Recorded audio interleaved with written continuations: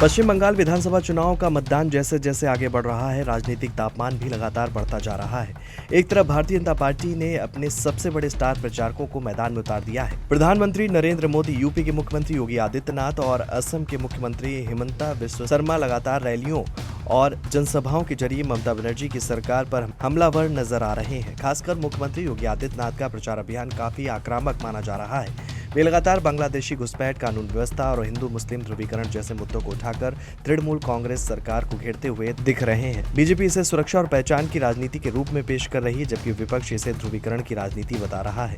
दूसरी ओर पश्चिम बंगाल की मुख्यमंत्री ममता बनर्जी अकेले दम पर पूरी लड़ाई लड़ती हुई नजर आ रही है। तृणमूल कांग्रेस ने राज्य में अपने संगठन और स्थानीय चेहरे के दम पर चुनावी मुकाबला तेज कर दिया है। कांग्रेस और वामपंथी दल भी मैदान में है, लेकिन मुख्य लड़ाई टीएमसी और बीजेपी के बीच ही मानी जा रही है। अब इसी बंगाल चुनाव के बीच एक और सियासी चर्चा ने जोर पकड़ लिया है और वो है समाजवादी पार्टी के अध्यक्ष अखिलेश यादव की भूमिका। अखिलेश यादव जो खुद को राष्ट्रीय राजनीति में एक मजबूती विपक्षी चेहरा बनाने की कोशिश कर रहे हैं, इस बार बंगाल चुनाव से लगभग दूरी बनाए हुए हैं। ये दूरी अचानक नहीं बल्कि पूरी तरह रणनीतिक मानी जा रही है। जानकारों की माने तो असल में अखिलेश यादव की सबसे बड़ी चुनौती ये है कि वे एक साथ कई राजनीतिक रिश्तों को संतुलित करके चल रहे हैं। यूपी में वो कांग्रेस के साथ इंडिया गठबंधन का हिस्सा है। लोकसभा 2024 में भी यही गठबंधन उनके साथ रहा और 2027 के यूपी विधानसभा चुनाव में भी इसी गठबंधन के बने रहने की संभावना है। लेकिन पश्चिम बंगाल में स्थिति बिल्कुल अलग है। यहाँ कांग्रेस और तृणमूल कांग्रेस आमने सामने है।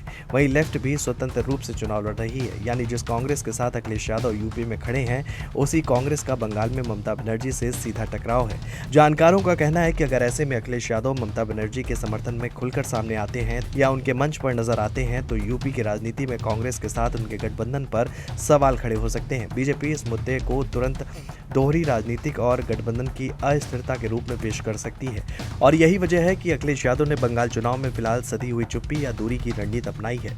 लेकिन इस दूरी का एक और राजनीतिक संदेश भी निकाला जा रहा है। यूपी के सियासी गलियारों में चर्चा तेज है कि जब सीएम योगी आदित्यनाथ देश के कई राज्यों में जाकर बीजेपी के लिए माहौल बना रहे हैं, तब अखिलेश यादव का सीमित सक्रिय होना उनकी राष्ट्रीय छवि को कमजोर कर सकता है। राजनीतिक जानकारों का मानना है कि योगी आदित्यनाथ लगातार खुद को एक राष्ट्रीय नेता के रूप में स्थापित करने में जुटे हैं। वहीं अखिलेश यादव की सक्रियता फिलहाल यूपी और कुछ सीमित मंचों पर ही दिखाई दे रही है। बंगाल चुनाव के समय में ये अंतर साफ भी नजर आ रहा है। एक तरफ योगी आदित्यनाथ मैदान में पूरी ताकत से मौजूद हैं, दूसरी तरफ अखिलेश यादव रणनीतिक दूरी बनाए हुए हैं। अब सवाल ये है कि क्या ये दूरी उनकी राजनीतिक मजबूरी है या सोच समझ कर लिया गया रणनीतिक फैसला, क्योंकि बंगाल के नतीजे सिर्फ वहां की सरकार नहीं तय करेंगे बल्कि आने वाले 2027 के यूपी विधानसभा चुनाव की सियासी हवा को भी प्रभावित कर सकते हैं। और इसी वजह से बंगाल का ये चुनाव अब सिर्फ एक राज्य का नहीं बल्कि राष्ट्रीय राजनीति के नए समीकरणों का संकेत देता हुआ नजर आ रहा है।